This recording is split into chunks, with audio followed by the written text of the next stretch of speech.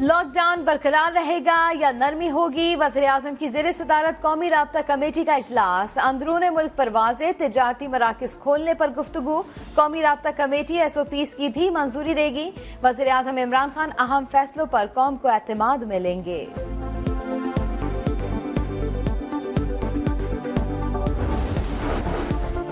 कराची में कोरोना आए 70 दिन गुजर गए, मगर सिंध हुकूमत मुतासरीन के लिए मौसर निज़ाम ना बना सकी। कोरोना के मरीज धक्के खाने पर मजबूर। सरकारी हस्पतालों में भरपूर सहूलियात के दावे धरे रह गए।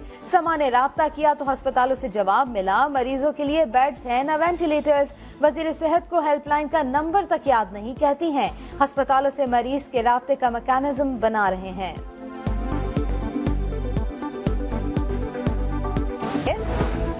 चीफ जस्टिस अतहर मिनल्ला के सेक्रेटरी का कोरोना टेस्ट मुस्बत आ गया। चीफ जस्टिस के सेक्रेटरी का ऑफिस सील कर दिया गया। रजाकाराना तौर पर घर में अलहदगी इख्तियार करने की हिदायत। इस्लामाबाद हाईकोर्ट मुलाजमीन के टेस्ट लिए जा रहे हैं। चीफ जस्टिस अतहर मिनल्ला समेत दीगर जजेस के कोरोना टेस्ट कराने का फैसला। तबई मौत पर डेथ सर्टिफिकेट ना मांगा जाए, ये पुलिस का काम नहीं। कराची पुलिस चीफ ने अहकामात जारी कर दिए। गुलाम नबी मेमन के मुताबिक तदफीन के लिए इलाका पुलिस इजाजतनामे जारी कर रही थी, जिसके लिए डेथ सर्टिफिकेट मांगे जा रहे थे। तहरीक इंसाफ, MQM और GDA ने सिंध असेंबली का इजलास बुलाने के लिए दरख्वास्त जमा करा दी। अपोजिशन लीडर फिरदौस शमीम नकवी का कहना है कि 26 फरवरी से अब तक सिंध हुकूमत लॉकडाउन की SOPs ही नहीं बना सकी। इजलास में बताया जाए कि अब तक सिंध सरकार ने क्या किया।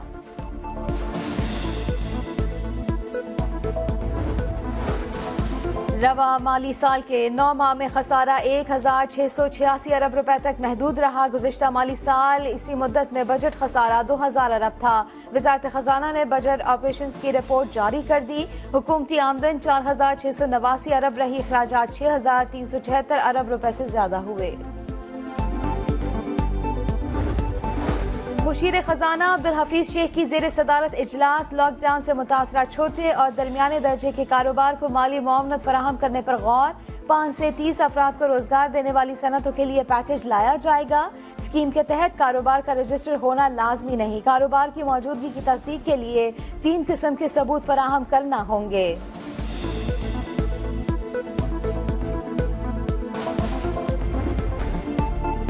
सियालकोट जिना हाउस में क्रिकेटर अहमद शहजाद की मॉम ने खुसूसी उस्मान डार से मुलाकात। टाइगर फोर्स में शमूलियत पर उस्मान डार की मुबारकबाद। अहमद शहजाद को टाइगर फोर्स का कैप और मास्क भी दिया।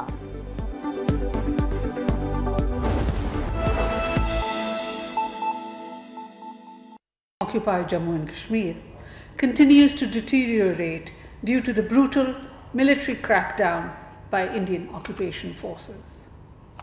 Pakistan strongly condemns the ongoing state terrorism and extrajudicial killings of innocent Kashmiris in so-called cordon and search operations in Indian-occupied Jammu and Kashmir. Despite the surge in COVID-19 cases in Indian-occupied Jammu and Kashmir, the occupation forces continue their relentless campaign of oppression and brutalization of the Kashmiri people. Innocent Kashmiris are being martyred in fake encounters and phony cordon and search operations. In an inhuman practice, even the mortal remains of those martyred are not being handed over to their families.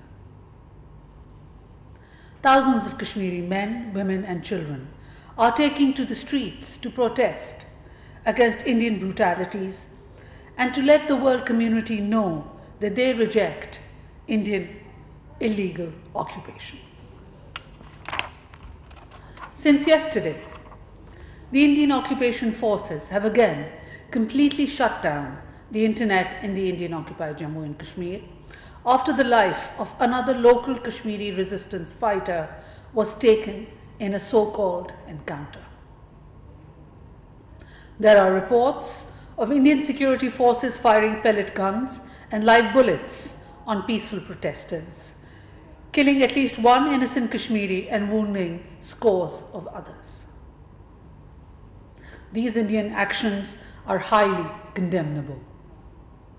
India must realize that it cannot break the will of the Kashmiri people and suppress their indigenous resistance movement through the use of force. The intensified resistance in the Indian-occupied Jammu and Kashmir is a direct consequence of Indian campaign of oppression and brutalization of the Kashmiris. We also categorically reject, once again, the baseless Indian allegations of infiltration, which are designed to divert attention from India's grave human rights violations in the occupied Jammu and Kashmir, and to create a pretext for a false flag operation.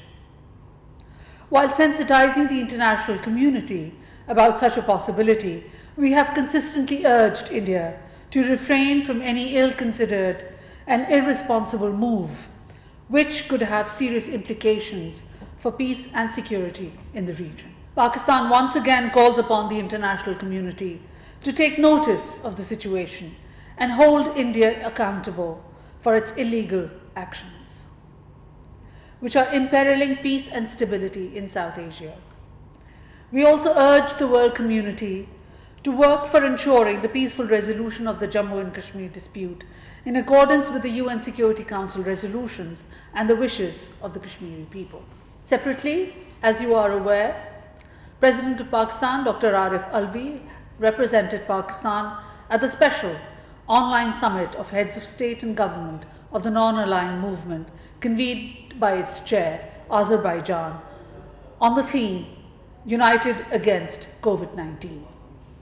Addressing the summit, the President of Pakistan gave the national perspective on measures taken to mitigate and respond to COVID-19 and the socio-economic challenges arising from this pandemic.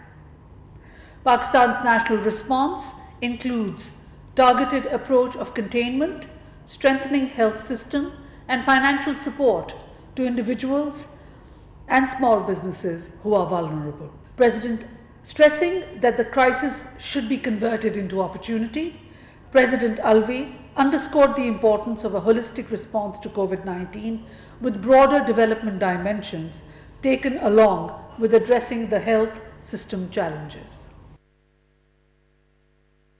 During the past week, the Foreign Minister of Pakistan, Shah Mahmood Qureshi, held telephone conversations with his counterparts from Oman, Bahrain, Iran, Switzerland, Finland, and New Zealand. In these discussions, the Foreign Minister stressed upon the need for joint bilateral efforts to mitigate the economic impact of COVID-19 pandemic, especially for the developing countries. In this context, he also highlighted the significance of Prime Minister's Global Initiative for Debt Relief and the resonance it had gained with international donors and international financial institutions.